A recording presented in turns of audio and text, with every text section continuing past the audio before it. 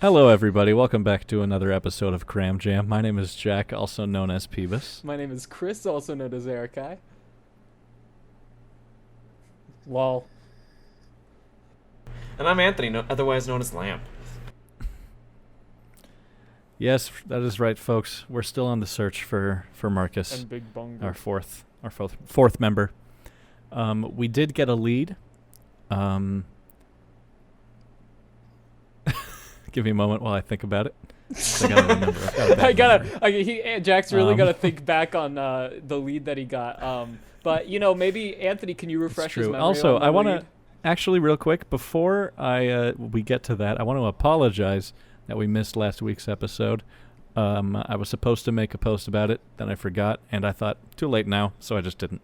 So apologize for that, everybody. But we're back this week, and we'll be back next week as well. We were very and busy. Hopefully we can get back on a regular schedule. We were very busy assassinating the Archduke of Austria once again through our time machine. We had to ensure World War I happened. He came back. Yeah, sorry. We just, yeah. Yeah. Just if you've been watching Loki, the TVA came for us, and so we had to fix some things. Mm-hmm. Yes. That's a shitty reference, and I'm going to breeze right past it. Yeah. So as far as Marcus goes, we managed to sort of track the placement of Big Bungus, actually. Big Bungus, if you recall, is the monkey bat lizard hybrid that stole Marcus away. Shapeshifter. Or pretended to be Marcus. Mm-hmm. Yeah, shapeshifter, cryptid, that pretended to be Marcus and took President Joe Biden, fan of the show, from Air Force One. Actually, our first guest and, technically we've had on the show was Big Bungus, so I mean that's pretty cool. Yeah, that's a never great thought point, about actually. that. Yeah, we told you we'd have special guests, and we did. We did. We had the one and only Big Bungus. Now we want to get him back. Damn right. We Absolutely. do. So we were actually able to track him. Yeah, we only want to find Marcus so that we can find Big Bungus. Yeah, we actually liked him more on the show than Marcus, so yeah, he's a lot funnier. But we ended up being able to track Big Bungus through the cryptid feces that was left on the ground while he was flying away. And we think we have a lead.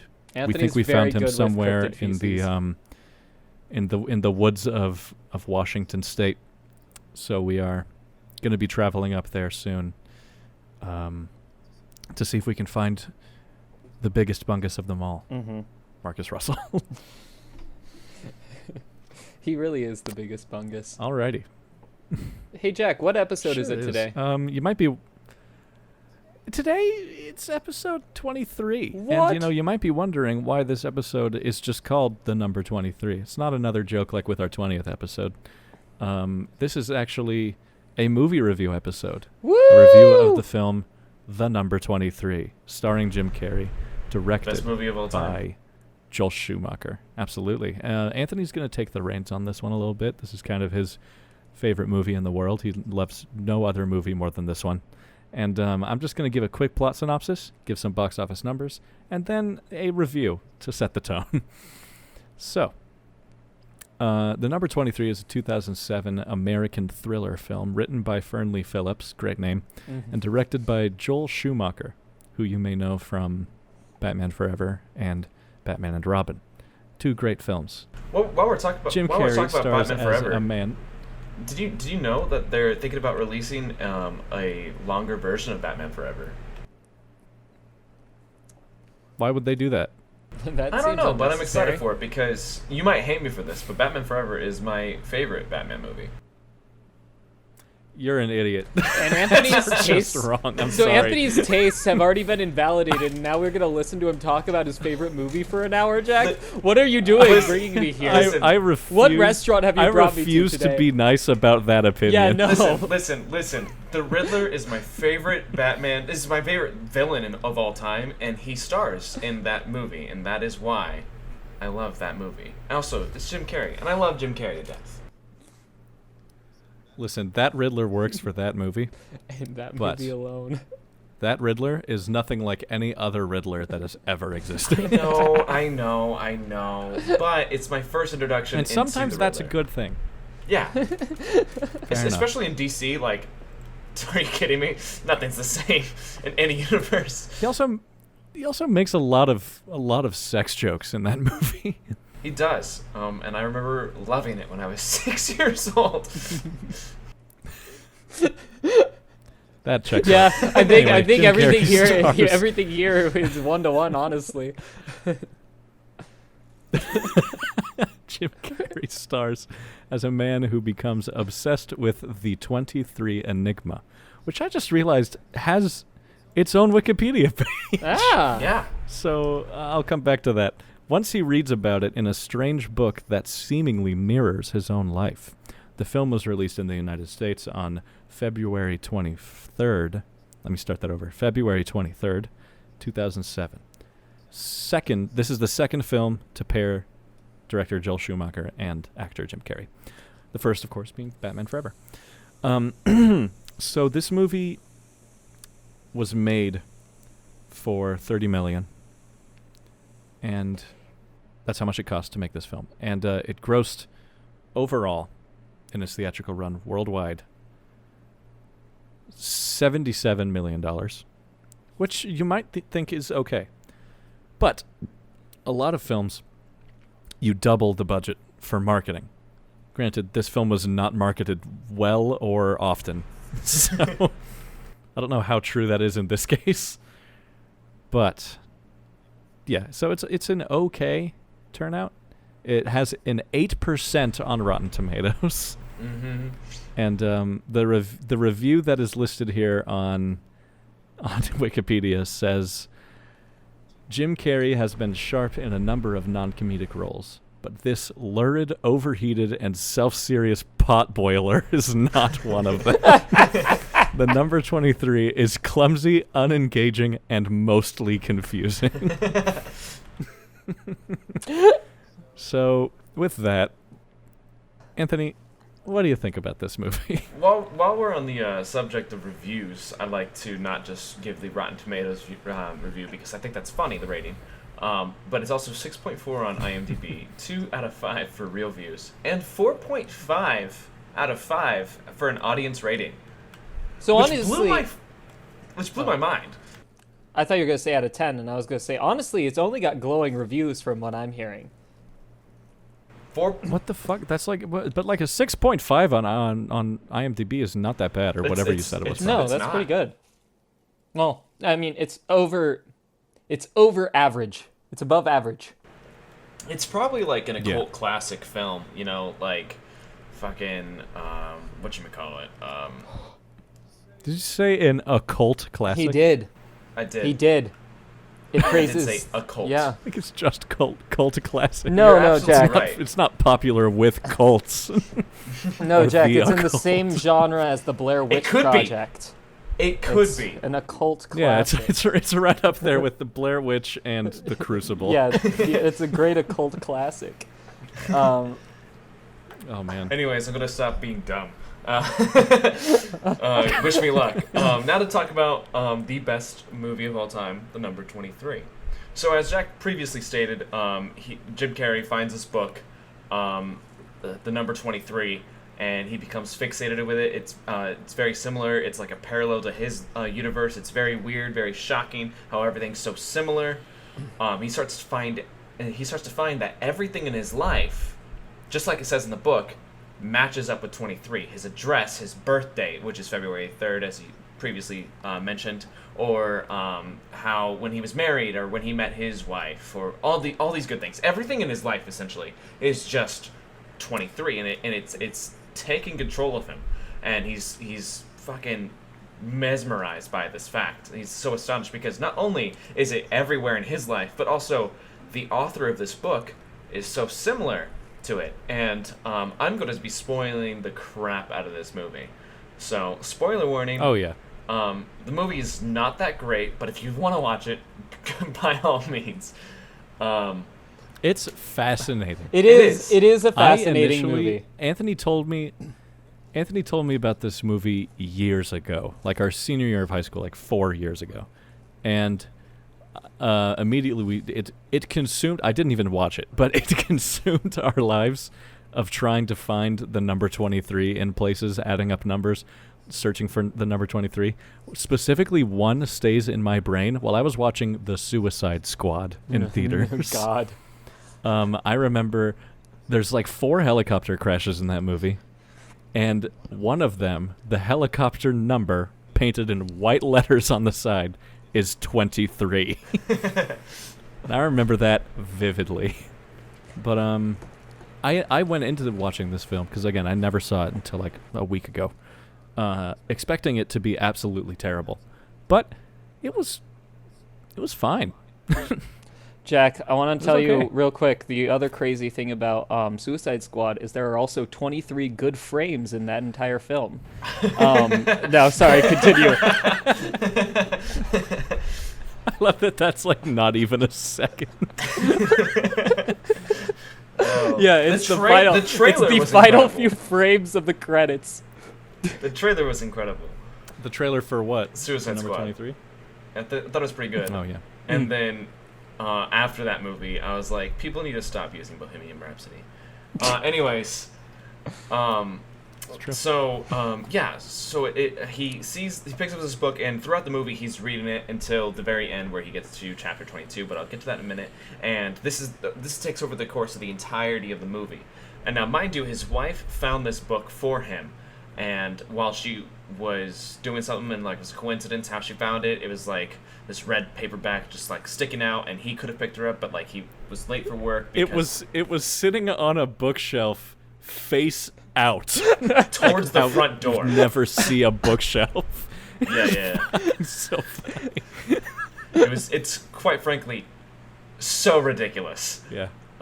It should have had red arrows pointing at it and yellow text that says "Pick this book." There's a lot of cool like nuances in this film. I think the director did a really good job of like hiding a whole bunch of like subliminal messages with what he had to work with, because the movie and the book itself, I can guarantee you, it's not good. But like you can definitely see Joel in like just by watching the movie, looking at the background, seeing all these things, and with the whole idea about this world revolving around 23, there's like things that happen at 2 minutes 30 seconds, like 23 minutes, 32 minutes, all this good stuff, and they're very crucial to the story, and it's very cool if you're paying attention and you're really looking out for that stuff. But at the end of the day, the movie was not good. I love how the animal control guy immediately starts making jokes about murdering dogs. Within the first 10 minutes of the movie. Within the first 10 minutes of the movie, he's already making jokes about killing a dog. And I'm like, this is a great movie. Yeah, we should talk about Ned. Before we get to Ned, Jim Carrey's profession in this movie, he's animal control, which I think is very funny because he used to play Ace Ventura. But the movie starts out and he gets this call. It's on his birthday, February 3rd. And he gets this call, and he goes into this Chinese restaurant, and he's incredibly rude to this person who couldn't understand him. There's a language barrier, but it was funny. I can't understand you. I'm going to say things that don't make sense. And then he finds this dog. His name is Ned, and he's trying to capture this dog because it's going berserk. And Ned is about to bite Jim Carrey, and right before he does, Jim Carrey goes, "Don't worry, you'll just feed you to the Chinese. They eat dog." And I'm like, whoa. I can't believe they put that in the movie. God damn. This movie came out in 2007. Yeah. Yeah. Racism was still somehow acceptable in comedy, even though this wasn't a comedy. I believe that was Jeff Dunham's highest moment. 2007. Mm-hmm. It's when everyone loved hating other people. It was great. Yeah. So there's this dog. He doesn't capture him. The dog bites him. His name's Ned, and he makes what's it called when you take a name or some letters and you make words out of them? What's it called? Anyone know? Well, he rhymes. Anagram. Anagram. Yes, thank you, Jack. He rhymes? What do you mean he rhymes? He does. Rhyme. He doesn't make an anagram because Ned and what you're about to say don't have the same letters in them. No, he made an anagram. Yeah, he does that too. He says like dead Ned or whatever. But he also he does rhyme with it. Yeah, dead. Yeah, that's what. Okay. Oh. What's the acronym or whatever? For acronym, not anagram. Oh, the acronym. Yes. Oh, okay. Yeah. He says like something evil dog. And then he's like, nasty evil dog. Nasty evil dog, and he's like, it's gonna be Ned with 2 D's, nasty evil dead dog. After he runs over this dog with his car. He sees therapy. Good guy all around. Great like, guy. Yeah, he's actually a really good dad in this. I'd like to mention. Is. Like he has a son and a wife, and he's a great husband. He is a great father. He's a little bit of a fucking asshole to people, but to everybody else. Rick. Yeah. To be fair, some of it was warranted, but others not so much. No, he's kind of just a prick. He's just other people are pricks in the movie too, so we feel better about him being a prick to them. Yeah, fair. But anyways, so he figures out that this man who wrote the book had actually murdered someone. And he uses clues in the book and deciphers it with his son to determine where the body was. And he's getting so obsessed with this. Apparently it was his lover that he was writing down in this autobiography. And they find the remains of this woman.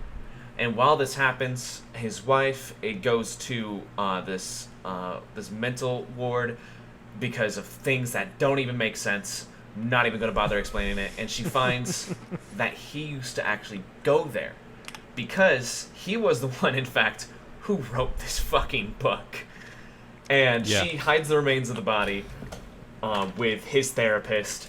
And it's so dumb. And when I first watched this movie, by the way, I thought that she knew that he killed her all along and that he wrote that book and she gave it to him for his birthday anyways. That's what I thought initially when I first watched this movie. Just to fuck with it. So how does he get the book? She gives it to him on his birthday. She finds it in a library. Yeah, how'd the book get in the library? Who knows? How did he get in there? Good fucking question. He actually, he didn't actually write in the book. He wrote on the walls, and I think one of his No. He wrote on just a bunch of random pages, and he didn't finish. He ran out of pages or something, so he finished the last 23rd chapter on the walls of a hotel room. He wrote the other ones on walls, and there was an unpublished script, so it was like published after the fact while he was in the asylum. In the asylum, he was writing it on the walls, and then someone took all those things and wrote it into the book. And yeah. If this sounds confusing, it's because it is. It's so convoluted. Absolutely. It's so convoluted to reveal the most obvious plot twist ever. By the way, the author of the book, as written in the movie and on the book that he holds, the name is God, what was it called? Topsy Kretz. Fucking Piggledy Wiggledy. Topsy Kretz, which is Top Secrets. Nah, I didn't go over. I was in some fucking kid's book. He gets it off of a kid's book. And he's like, here's the thing, is he's like, for context, people at home, I started watching this movie and I didn't finish it because I just did not feel like it was, I didn't want to finish it. But I got about halfway through the movie and I remember seeing the part where he's like, I had this obscure child's book with this name, and that's where, and I like this name, and I was like, he's the author of the book, okay, and I figured out the plot of it within the first 30 minutes of the film. So it's not that bit. It's not a fucking Shyamalan twist or anything like that. It's pretty well spelled out for you, and you're just kind of sitting there for an hour going, "Oh God, come on! Yes, you're the author." And he's like, "Oh, but I did this, and I was like this." It's very my favorite bit is the fact that because the way that the reason that it's totally fair, Anthony, that you thought that his wife was in on it the whole time and already knew all this is because she's the only one who's like, That's bullshit. Leave it alone. Who cares? It's just some book. Even his son is like, oh shit, that's crazy. We should look into this a bit more, maybe. Yeah. And it's my favorite bit is when she's trying to like, the dialogue they've written for her to deny the fact that this book has anything to do with Jim Carrey's life is so funny because he's like, it's so crazy. This guy's got like the same life that I do, except for like some minor changes. And she's like, well, doesn't he like play the saxophone in it? And he's like, yeah. She's like, well, you don't play the saxophone. Case closed. That's it. Also, it's completely fucking unnecessary, the whole saxophone bit. But then it's really important at the end. I'm sure in the book it's way more crucial. Is this based on a book? Yeah, it's based off of a fucking book. Called The Hold Number up. 23. Is it actually? I thought I read that. Jack is freaking out now. You guys can't see, but he has tears streaming down his face. I don't think just at the thought of this. Nope. It's not. I was told by book, Anthony though. it was. I was told by They Anthony do sell it the was. In my defense. They sell the actual book that he reads, I think. Yeah, they do, and that is what I read. I was just Yes. just fucking skim reading. Trying to Anywho, scam us all. what? Huh? Continue. And so he dedicates his current life to fucking being a detective or whatnot, all this good stuff. And he goes to this hotel room, and he stays there. And he's like, this is 23 on the 23rd Street and all this good stuff. And he's like, all right, I'm fucking dipping or whatever. And then he starts to have nightmares, just like the man who wrote the book did, about him killing his loved one. And he thought he killed his wife, like, totally. And so he's like, I'm going to leave you alone. Like, I just need a moment to think. And he goes to this room, and he finds the hotel room, and he tears down the wallpaper, and there's chapter 23, where he basically, like, admits to killing everything.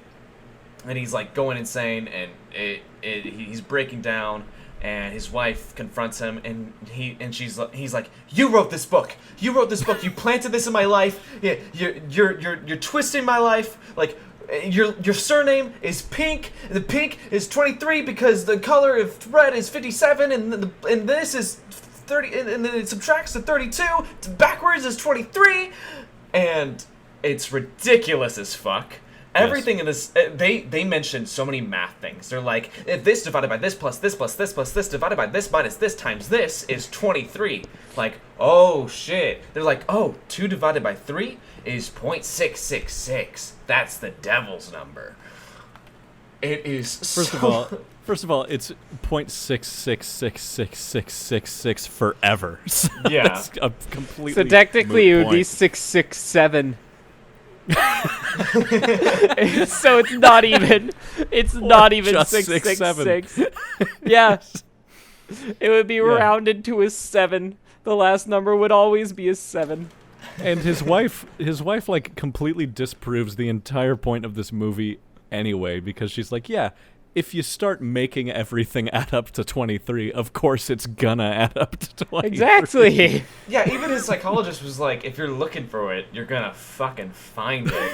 You know, like that's psychologically proven. Like that is a fact. If I'm looking for a green gumdrop, I'm gonna find green gumdrop. Why did I say that? Why did you say that? Why green Is that a gumdrop? reference? Green. No. There I have no gumdrops idea. somewhere in your room. I have no idea. No, I don't know when last time I Anthony, consumed. you will find a green gumdrop sat on your windowsill at 1 o'clock this morning. Dear God, Eat I it. fucking Green hope not. gumdrops in the shape of the number 23. Eat them and you will see the future. Oh God. Digressing. So Jim Carrey, if he finds a saxophone in his basement, he's like, "Holy shit! I am the man that killed that woman." Because I have a And- saxophone. Because I have a saxophone, and he finds that note where he basically confesses to everything. He writes his whole real name on like this wall, confessing that he killed this woman, and then his memories start flooding back how he was in the insane asylum, and how he got better, and then the day he got out, he got released. He met his wife, and they got married just like that. It's so ridiculous. How much time must have passed, and how old is everyone in this movie? Yeah. It was 13 years had passed. The son is 11. No, he's not. The son is like 17. 20 at least. In real life, that son is 20 years old. Yeah. He was like 11. There's no fucking... I'm gonna look up how much time was passed. That is ridiculous. If that's true, that's fucking absurd. But anyway, that must mean, because in that case, then Jim Carrey's like 45 in this movie. And also, yeah, he gets let out, and they're like, well, I guess I'm all good now. No more mental health issues. And then he just goes about his life. He completely That's not forgot how about, it fucking works. No! He completely forgot about it. And they even mention after the fact, like, where he goes on, like, a little crazy rant where he almost kills his current wife, and she's like, you're not the same man. Kill me. You won't, because you're my husband. You're a loving father and husband. And he's like, I will do it. You don't know me. I'm a murderer. Ah. And then he tries to commit suicide like 3 times over, and then his son finally rescues him and whatnot. And then there is like a little monologue after the fact with like the credits rolling and everything. And he's like, yeah, some people just get better. And I'm like, what? You don't leave everything behind if you get better. In fact, getting better is accepting who you were and learning from it. He also says, like, my lawyer says the judge will look fondly upon me because I confessed. That's not how fucking law works. No, Actually, you're going to jail for a very long time. Actually, sometimes judges do like give you worse sentences because you do confess. Because he was free. He was scot free. Yeah, and but that's a plea bargain. Yeah. But he wasn't just let free, because he technically avoided saying anything about this woman that he murdered for years. He did go to a psych ward, though, psychiatric hospital. Yeah, I was gonna say, how did they not already know? Why was he in a psych ward? So he submitted himself, and fucking somebody else took blame for that girl dying, because it was his lover, but the guy who took blame for it was her boyfriend. Yeah. Love triangle. Yeah, a little bit. So Jim Carrey, in simple terms, Jim Carrey kills woman. Jim Carrey leaves.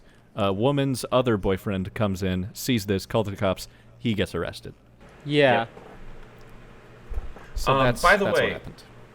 The psychiatrist I mentioned earlier is played by Denny Huston, and he's like trying to help Jim Carrey through all this and everything. And I think it's very funny that.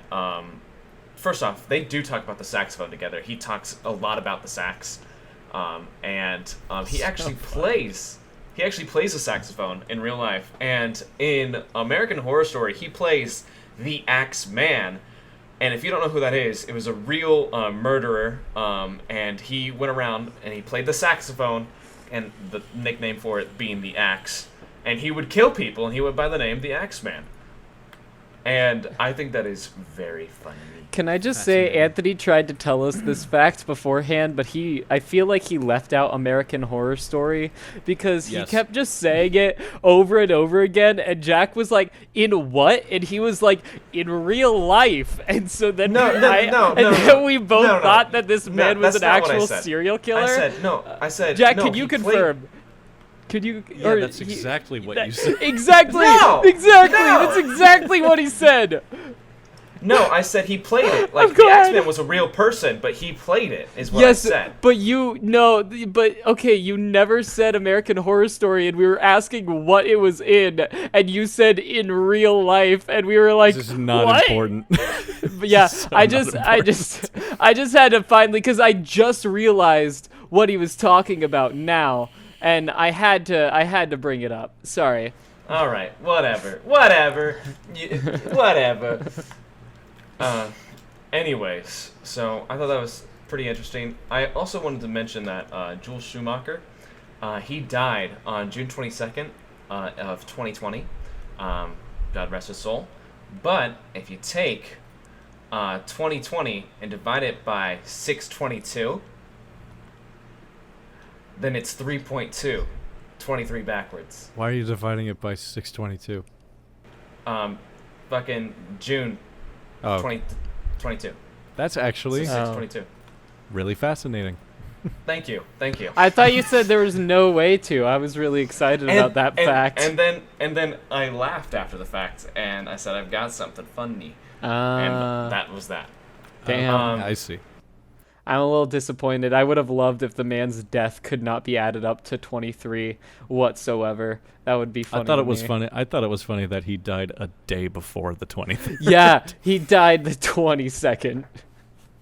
So close. Yeah. Poor man. Do better next time, Joel Schumacher. Yeah. Guys. Next death. It's been a year. It's been a year. I didn't even realize. Sorry, Joel Schumacher's family. We apologize, Joel Schumacher. Yeah. Thank you guys. Anyways, so yeah, the movie's not great. It actually kind of fucked me up as a teenager because I saw it my freshman year or sophomore year maybe. I think I saw it No. It was my junior year of high school. I watched it my junior year of high school, and it kind of fucked me up because not only did I see the number 23 fucking everywhere, like Jack mentioned previously, but also I kind of had a little bit of an identity crisis, which we will get into another episode eventually. We will? What? We will.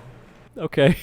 I didn't know we had that on the calendar. Look forward to that episode, I guess, where we're all going to reveal our deepest, darkest secrets. Episode 100. All right. Yeah, why not? We can promise that nobody will remember this. Yeah. Watch, we'll have a following by episode 100, and it will be they will all just play this clip back to us, and we're gonna have to make up some shit for episode 100. If you guys want to watch this movie, I suggest watching it with a group of friends while intoxicated in one way or another. And not paying for it. I mean, paying for it. That's illegal. I paid for it. I paid for it. $4. Yeah, I rented it on YouTube. Yeah, me too. Yeah. Yeah. Anyways, anybody have anything else to say about the number 23? Ratings on number 23. We gonna give it a good job or big knob, Jack? You know what? It kept me interested. I watched this while I was working, and kept me out of doing some work. So I'm gonna give it a good job. A big gob. A big hog. Big hog. Jesus. Yeah. I'm gonna give it a good job. I'm gonna give it a big dog for poor old Ned. Ned doesn't die. I want to add that. Ned is not killed by Jim Carrey in this film. Almost. Twice. But Almost. Also, I want to add that the scene where Jim Carrey tries to kill himself at the end, he walks into traffic and a bus is coming for him, and instead of just moving out of the way, the bus just slams down on the horn. It's not a train. It's a fucking bus. You can just stop or move.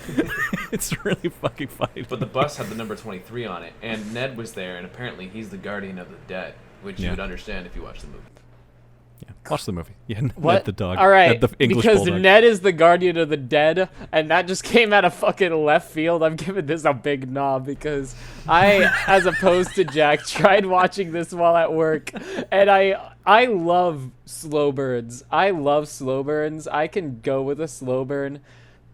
But this movie, I just was like, it's a slow burn, and also, it's kind of fucking with my head while also being bad, and I don't like that it's able to fuck with my head while not being a good movie, so I turned it off. I didn't even finish it. Yeah, it's a decent psychological horror. Yeah. They did really good with the atmosphere.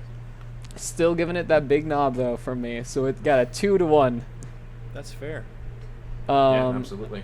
Now, Alrighty. Jack, you got something special for us for this episode you were telling us, I right? have a little thing. This is not the surprise segment. I figured we wouldn't have too much to say about the number 23, so I prepared a little subcategory for us. It is completely unrelated, and and I just thought it'd be fun. So I have we love here having theming for our episodes. a few famous cartoon characters, and I want us to decide what these cartoon characters' political alignment would be. Now I get what you were saying earlier. I was really confused for a second. All right. So, start us off. We're just deciding, Are they, conservative, leftist, liberal, centrist? Yeah. Maybe throw in a little capitalist, Marxist. No, we want to say, Fascist. for you viewers at home, the political views of these cartoon characters do not reflect upon the political views of the Cram Jam podcast. Absolutely. But they are 100% accurate. But they are the actual truth. We have contacted the creators of these characters, and these are their answers. Yep. And despite the fact that we are all rating them, it is actual truth in all Yes. our answers. Yes. This is all And an though act. we have may a script disagree- here. We already have them Yeah. prepared. Yeah, exactly. Everything's scripted here. All right, first off, we're going to go Super Mario. What do we got for Mr. Mario? I mean, he collects coins. Communist. What? Man is Oh, all no. about collecting I'm kidding. coins. I'm kidding. Man is a Collecting greedy- coins and he's- fucking monarchs. Yes, what he exactly. does. The most fucking capitalist fucking motherfucker out there. Right-wing Italian. pig. Yeah. Yeah. He's No, Italian. he's Italian motherfucker. He's a That's his capitalist. political. He's right-wing and he's Italian. All horrible things. So yeah, there's Super Mario. Next one, we have Angelica Pickles from the Rugrats. Oh, I mean, do not know fascist. Fascist, Are you for sure. kidding me? Thank you. Fascist. 100%. Absolutely. She orders around those dumb fucking babies all the time, and they're only alive because she is there to give them the commands that they need. I'm not even going to dispute this one. Cosmo and Wanda are both Republicans. that. Yes. Doug Yes. Dimmadome, too. I think he's the Republican. I Doug think he's the... Doug Dimmadome is Jeff Bezos. Dog, Dimmadome. No, Dimmadome's too likable to be Jeff fucking Bezos. He's Lex Luthor, are you kidding Okay, me? we need to decide who each of these are. Ed, Ed, and Eddie. What about Plank?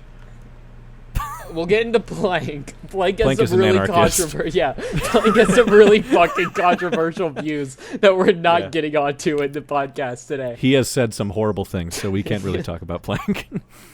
Yeah, Plank was but let's canceled go- on Twitter. Let's go first with Ed. Not Double D, not Eddie. Ed. Okay.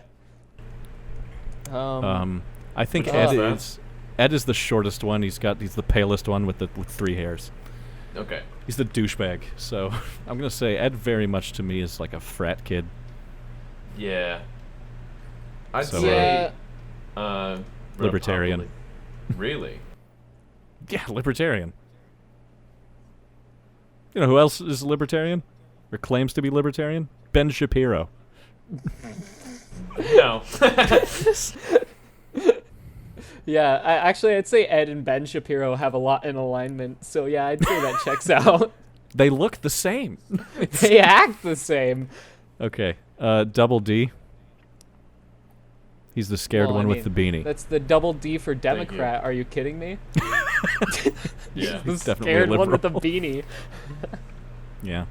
And Eddie is a centrist because he doesn't know anything. I don't know Eddie's enough about with these the- characters to be Eddie- quite frank. Oh, fair Eddie's enough. with the Green Party. He's with the wig. He's He's a Gary with the Johnson wig. fellow. He would vote for Gary Johnson. Both Phineas and Ferb. Real quick. Speaking of Gary Johnson, can I just talk about, there's the libertarian debates where they're all asking people about whether or not people should be allowed to have a license to drive a car, and everyone's like, no, fuck that, that's stupid, and it gets to Gary Johnson and he's like, I think that kind of sounds reasonable, and he gets booed by the entire fucking audience about the idea of how people should have a license to drive a car. Yeah. That's how fucking backwards that is. I love that clip. It's so ridiculous. Anyways, Phineas and Ferb, I mean, capitalist, right? I'm gonna say I I think Phineas would is a not say capitalist, and I think Yeah. Ferb is an anarchist. Yes, yeah. That's fair. No, yeah. I was gonna Maybe say, with a hint of Marxism. yeah. Yeah, I no, agree I with think that that fully. checks out. Yeah, no, that's fucking Okay. solid shit. Best shit you said all week, my amigo. I thought you said the N-word. What? What? Why? For me, you laughed Jack- when you said amigo. Jack, censor it just so nobody knows what I actually said. I don't want to do that. Just cancel me early. Cancel me early. I'm gonna edit Anthony's audio so he says you said the N-word. You said the N-word.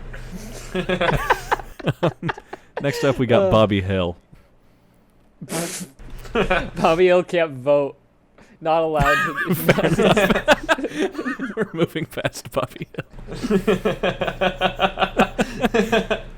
Bart Simpson. Oh, anarchist for fucking sure. Thank you. I mean, the man led a revolution, though, so actually kind of fascist as well. But, like, I mean, he led a military coup at Camp Krusty and he threatened to have Krusty eviscerated so that they could find his pacemaker. So the man is a brutal, anarchist. like, warlord. Whatever Robespierre believed in, that's Bart. Yeah, yes, exactly. He's literally Bart is the become fascist, create my own political party. my own religion. That's what Robespierre did. He made a religion worshiping himself. That's what Bart did. Yeah.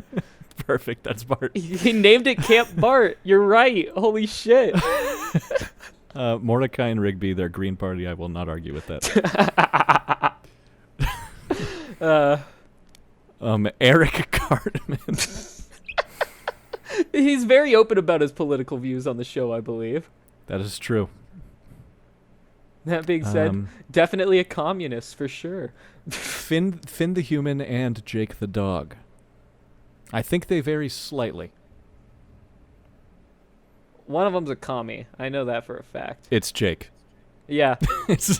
I couldn't remember. I remember one. I haven't watched the show as much as you. I remember one of them's a fucking commie. One of them's a red blood, and the other one. So here's the thing. Here's some things. I was thinking about this really hard, actually, which is kind of sad.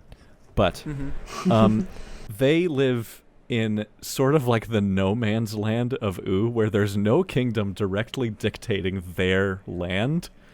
So I know for a fact that Jake is communist. That's true. But I don't know about Finn because he's also like fucking with monarchs all the time. Constantly. Yeah. So they have a nice balance. I'm going to put him like slightly left of center. I'm going to call him liberal. Well, I mean, he's talking with monarchs, but he may still be a communist. I mean, you still got to be diplomatic with the other people of your other nations, right? Nah, he's fucking them. He's not just talking. He's true. He is fucking them.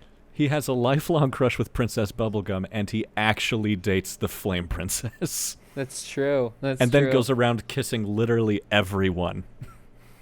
No, yeah, he's very much one of them old European monarchs with all the incest and shit. As a man who's never watched Adventure Time, what the hell is happening? Don't worry about it. Yeah. Anyways, SpongeBob SquarePants, capitalist. Capitalist for sure. Loves his job, and he's a fucking freak. No. Well, he's only a capitalist because his boss is a capitalist. Let's be very clear here. He's just brainwashed by capitalism into, following the leader. Yeah. Squidward, though. Squidward. Oh, man. Squidward's a Marxist. Squidward is absolutely a Marxist. Damn right he is. Oh, fuck, that's funny. Oh, fuck, I feel like I had one more, but I can't remember. Sandy Cheeks, conservative Texan. She's from Texas, yeah. It felt like that's the most... Didn't they almost vote completely Democratic this year? Or this election period? Yeah, a lot of places did. There's more reasons. I think it was more of the Republican candidate, which is why every red state voted blue this year. Beavis and Butthead. Brain dead. They don't vote. They don't vote. Yeah, do not, never have, and never will. They don't know the process of going to the ballot box. They don't understand it. They don't even know who's president. They don't know what the president means. They just think Felix the cat. From what? From Felix what? the cat. from Felix the Cat. You're He's going just for Felix some the Cat. old fucking boomer references. Now, if anyone in this audience doesn't know who Felix the Cat is, you're not alone. Anyways, Felix the Cat, definitely, fascist. Yeah. Yeah, he's fascist. Yeah. For sure. Yeah. From what I have in He my would have head, I allied would with also the say Axis. fascist. He would be allied Just with looking the at him. Axis. Just looking Yeah. at him. Let me Yeah. Google it. I think I know what he is, but Betty Boop is a woman for Trump. I will not be arguing. isn't she into like witchcraft? Betty Boop? What? What are you talking about? Let me check. Jack, that statement you just made had so much This is power behind this it. is described. Betty's Boop is described on this website as. She's literally a witch. She's literally a What the witch. fuck? No, she's not. Google Betty Boop, and she will be riding a broom. I don't know what the fuck you're googling. There are no brooms here. He googled Betty Boop on a broom. There's no. He googled Betty Boop witch on DeviantArt. That is not what I found. There's no brooms. I don't know what the fuck you're talking about. Doesn't she have like a black cat too? What are you? What? It was in black and white. It was a Are you? comic that was Are in you black. thinking of Sabrina the Witch? No. I've never watched Betty Boop. I just remember fucking thinking that she was a witch, bro. I don't know. What you're talking about. Yeah, I okay. am looking through all of these, and I am not saying a single witch. All right. That's all I've got. Well, Let's- I'm gonna raise we you one have- more. Shaggy. Okay, let's go. Shaggy? Yeah. Leftist. Leftist, Yeah. easy. Straight Okay. leftist. Now, Scooby. Socialist. Yep. Scooby? Oh. Mm-hmm. Anarchy. Mm-hmm. I don't know about that one. Actually, Scooby couldn't bring He's down a dog. country. What He'd be too need? What afraid. need does he have for government? No, but he's very much into the reward for doing his actions, somewhat like a financial thing because of his Scooby snacks. I think Scoob is a hard capitalist. He's shaking down all the clients after the cameras go off. He's shaking them down for the money for them helping with the problem. Scoob's going in there fucking basically robbing these people blind. Yeah, it's him and Fred. Yeah, well, of course Fred. I mean, he's got to fix the fucking van all the time. Fred's dad is a lawyer. And that's where he got all his fucking money. Billy, from the Grim Adventures of Billy and Mandy. Child, can't vote. Same What rules about- for what- Bobby. What about his dad? What about his dad? What about His Mandy? dad? I'm thinking of two different cartoons at the same time. What about the dad from Courage the Cowardly Dogs? Oh, I Oh, mean, him? he's Conservative, are so you kidding me? conservative. Just looking And, at like, that guy. but what about Courage himself? Courage himself? Mm-hmm. Ooh. Now he has coward in Socialist. his name. Jack, what does that instill? What does that instill in you? The word coward? Yeah. That has to do with his character, not his political ideals. Now there's a now there's the. Never mind. I'm not gonna try and make the joke. My brain can't function on a high enough level to make a joke at this moment. Okay, let's move on to Good thing we have a surprise comedy segment. podcast. If you would like us to decide other other cartoon characters, or just any other characters in Maybe general, comic what their book characters political next time. ideology would be. Yeah, let's do comic next time if you want to Yeah. do that, I guess. Leave a comment if Yeah. that sounds interesting, or don't. How about this? Don't leave a comment if that sounds interesting. That should get a better response. Yeah, that will really boost the YouTube. Anyways, we have a very exciting surprise segment. We received a comment on our previous episode about cryptids. My brother had left a comment saying that Buddy the Rat would absolutely clap Chris if it really came down to it. And, you know, I we were agree, very- hands down. Yeah, I absolutely do agree. So I thought, you know, instead of a physical fight, why don't I get in contact with Buddy the Rat himself and get him on our podcast? So here he is right now. He's been waiting in the call the whole time. We appreciate his patience. And we've got some questions for him, and Chris is going to just debate it out with him and see what we can figure out. So thank you for debate. joining us, Buddy the Rat. Well, it's How a old pleasure are to you? have you. It's a pleasure to have you, sir, I gotta say. Except it's not, my dude. I will fucking flatten you if you say those things to me again.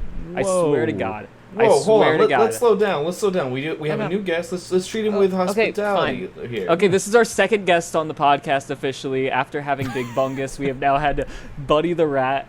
You're right. Two big gets. Two big guests. Two big guests. Except Buddy the Rat. So, you're not. with that being said, how old are you, buddy? What's life like in New York? I hear that. I hear they Would you- spew their sewage into the air there. Would you move anywhere else if you had the chance? Really? I find that really interesting. Yeah, that's surprising. Yeah, So to what our brought home you- city. That's crazy. What brought you to New York in the first place? Fascinating. No, I totally understand. I know lots of people that moved to New York because of that reason. Yeah. No, yeah, that totally makes sense. A lot of people like to eat out of gutters all the time. I've got a question I know for I you, do. buddy. So, do you have any interest in fighting Chris here? You Whoa. fucking what? Okay. Oh my god. All right. I need to okay. censor that. I'm sorry. I have to Yeah, put no, I have no, to put a no. censor for that. Please That's a little put much, a censor over the obscene things this motherfucker is saying about my mom. buddy. I cannot all believe right. that. She doesn't Yeah. even look like that. No, she's a lovely woman. She's a lovely woman, and I can't believe you'd say those things. And honestly, I'm shocked and appalled. I thought we invited you on here to have a friendly fucking discussion, buddy, if that is your real name, Mr. Rat. We brought you on here to have a friendly discussion, and now you're just coming on here and being quite toxic, and I am not a fan of it. Wait, let's hear his rebuttal.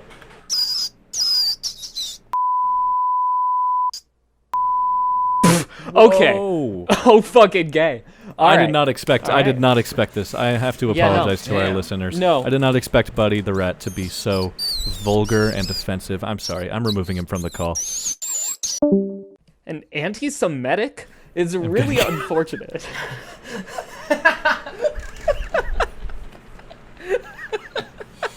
We're gonna have to call. This is the end of our Buddy the Rat interview. Buddy the Rat, you have really not been a great guest, and I look forward to seeing you in the WWE SmackDown ring this Yeah, Sunday at 8 Fuck you, p.m. buddy. Go fuck Fuck yourself, you, buddy. the Rat. Everyone, go say "fuck you, Buddy the Rat" in the comments. in our comments. Please don't In attack our Buddy the Rat. comments. No, nobody go harass the real Buddy the Rat. Just harass him in our comments. We promise he will see it. This is the real Buddy the Rat. We did actually have him on. It's true. He's been kicked from the call. We don't have to worry about that anymore. Yeah, no, fuck that guy, guys. Am I right? Yeah. I mean, Jack, No this more- kind of shit he was saying you know- about you, too. Yeah, I can't believe it. I mean, I know how big my forehead is already. You didn't have to point it out. I mean, but you really drilled it in, though. I liked him. You liked him, Anthony? Yeah, I think that he came in here with a little bit of hostility coming directly from Chris immediately as soon as he entered the call. I don't And know what you're understand- talking about.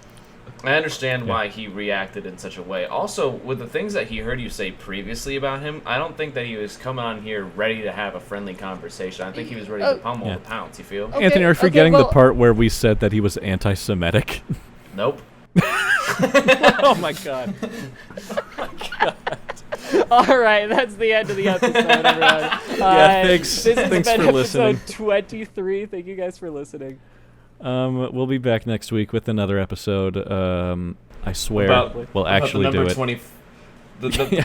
Tomorrow's episode will be about the number 24. All the way until episode 100, we will number the name the episodes the number, and then number 100 will be our darkest secrets. So look forward true. to that. Stay tuned. Absolutely. Thank you guys for listening. Follow us at Cram Jam Pod on everything, and like, subscribe, share, show us to anybody that you think might like it, and if they don't like it, that's fine. I'm not anti-Semitic.